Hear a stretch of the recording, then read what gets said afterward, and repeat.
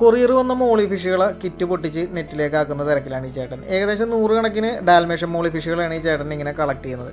എന്തിനാണ് ഇങ്ങനെ ചെയ്യുന്നത് വെച്ചിട്ടുണ്ടെങ്കിൽ പല അന്യസംസ്ഥാന ഫാമുകളിൽ നിന്നും കൊറിയർ വന്ന ഓർണമെന്റൽ ഫിഷുകളാണിത്. അപ്പോൾ കൊറിയറിൻ്റെ കിറ്റ് പൊട്ടിച്ച് ഈ നെറ്റിലേക്കാക്കി അതാത് ടാങ്കിലേക്ക് മാറ്റുന്ന തിരക്കിലാണ് ഈ ചേട്ടൻ. ഇങ്ങനെ കളക്ട് ചെയ്തെടുത്ത മോളി ഫിഷുകൾ അക്വേറിയം ടാങ്കിലേക്ക് റിലീസ് ചെയ്യുന്ന വിഷ്വൽസ് കാണാൻ തന്നെ നല്ല ഭംഗിയാണ്. പറഞ്ഞു വരുന്നത് എറണാകുളം സൗത്ത് പാലത്തിനിടയിലുള്ള ഫേമസ് ഹോൾസെയിൽ കടയായ ട്രോപ്പിക്കൽ അക്വേറിയം ഫിഷിലേക്ക് മറ്റ് സംസ്ഥാനങ്ങളിൽ നിന്ന് മീനുകൾ കൊറിയർ വരുന്ന കാര്യത്തെ പറ്റിയാണ് ഞാൻ അവിടെ പോകുമ്പോൾ സ്ഥിരം കാണാറുള്ള കാഴ്ചയാണ്. അത് നിങ്ങളിലേക്കും കൂടി ഷെയർ ചെയ്യണമെന്ന് തോന്നി.